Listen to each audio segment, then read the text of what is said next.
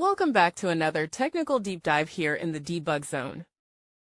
Today we're tackling a big question and breaking it down with insights from other users.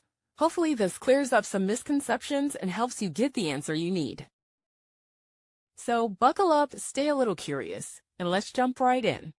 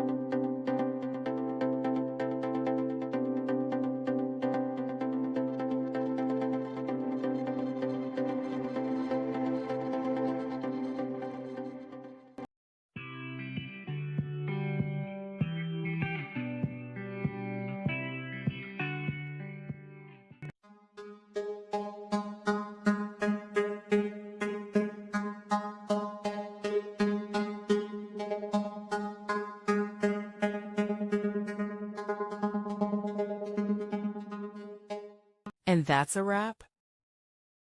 I hope you found the answer you were looking for. If you did, take a second to hit that subscribe button. It really helps out. And let me know in the comments which solution worked best for you.